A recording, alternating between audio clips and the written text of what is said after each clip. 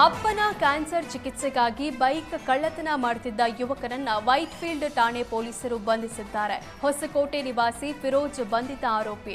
ಫಿರೋಜ್ ತಂದೆ ಮೊಹಮ್ಮದ್ ಪಾಷಾ ಕ್ಯಾನ್ಸರ್ ಪೀಡಿತರಾಗಿದ್ದು, ಅಪ್ಪನ ಚಿಕಿತ್ಸೆಗಾಗಿ ಹಣ ಹೊಂದಿಸುವ ಸಲುವಾಗಿ ಒಮ್ಮೆ ಬೈಕ್ ಕದ್ದು ಮಾರಾಟ ಮಾಡಿದ್ದ ಫಿರೋಜ್ ಬಳಿಕ ಕಳ್ಳತನವನ್ನೇ ಚಾಳಿ ಮಾಡಿಕೊಂಡಿದ್ದ.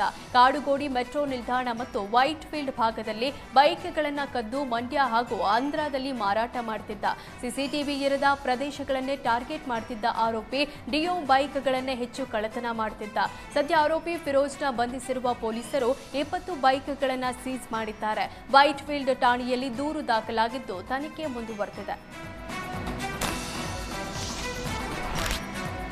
ಹಾಸನದ ಹಿಮ್ಸ್ ಆಸ್ಪತ್ರೆ ವೈದ್ಯರೊಬ್ಬರ ವಿರುದ್ಧ ಗಂಭೀರ ಆರೋಪ ಕೇಳಿಬಂದಿದೆ. ಎಡಗಾಲಿನಲ್ಲಿದ್ದ ರಾಡ್ ತೆಗೆಸಲು ಬಂದ ಮಹಿಳೆಯ ಬಲಗಾಲನ್ನ ಕೊಯ್ದು ಶಸ್ತ್ರಚಿಕಿತ್ಸೆ ನಡೆಸಿದ್ದಾರಂತೆ. ವೈದ್ಯರ ಎಡವಟ್ಟಿನಿಂದ ಮಹಿಳೆ 2 ಕಾಲುಗಳಿಗೆ ಬ್ಯಾಂಡೇಜ್ ಹಾಕಿಕೊಂಡು ಹಾಸಿಗೆ ಹಿಡಿದಿದ್ದಾರೆ. ಚಿಕ್ಕಮಗಳೂರು ಜಿಲ್ಲೆಯ ಬೂಚನಹಳ್ಳಿ ಕಾವಲು ಗ್ರಾಮದ ಜ್ಯೋತಿ 2.5 ವರ್ಷಗಳ ಹಿಂದೆ ಸಂಭವಿಸಿದ ಅಪಘಾತದಲ್ಲಿ ಎಡಗಾಲಿಗೆ ಗಂಭೀರ ಗಾಯಗೊಂಡಿದ್ರು.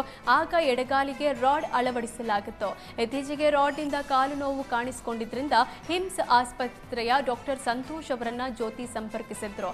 ರಾಡ್ ತೆಗೆಯಲು ಶಸ್ತ್ರಚಿಕಿತ್ಸೆಗೆ ಸೂಚಿಸಿದ್ದ ವೈದ್ಯರು ಅದರಂತೆ ಶನಿವಾರ ಜ್ಯೋತಿಯನ್ನ ಹಿಮ್ಸ್ ಆಸ್ಪತ್ರೆಗೆ ದಾಖಲಿಸಿಕೊಂಡಿದ್ರು.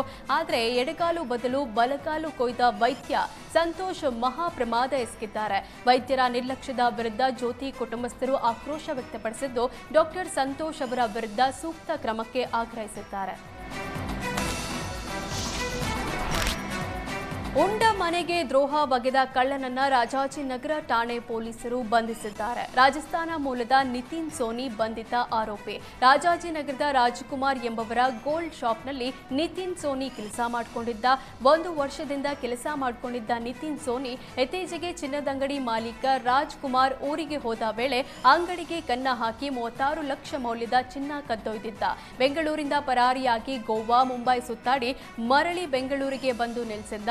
ಪ್ರಕರಣ ದಾಖಲಿಸಿಕೊಂಡು ತನಿಖೆಗಿಳಿದ ಪೊಲೀಸರು ಆರೋಪಿ ನಿತಿನ್ ಸೋನಿಯನ್ನ ಬಂಧಿಸಿದ್ದಾರೆ. ಬಂಧಿತನಿಂದ 36 ಲಕ್ಷ ಮೌಲ್ಯದ 250 ಗ್ರಾಂ ಚಿನ್ನ, 22 ಗ್ರಾಂ ಬೆಳ್ಳಿ, ವಜ್ರಾಭರಣಗಳನ್ನು ವಶಕ್ಕೆ ಪಡೆಯಲಾಗಿದೆ.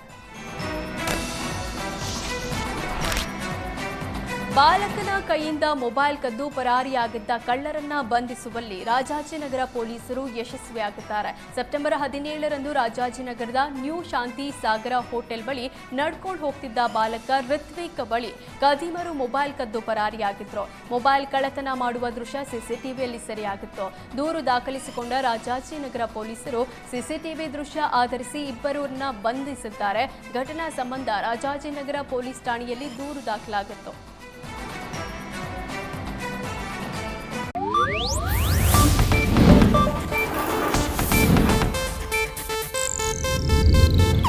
ಇದು ಏಷ್ಯಾನೆಟ್ ನ್ಯೂಸ್ ನೆಟ್ವರ್ಕ್ ಪ್ರಸ್ತುತಿ.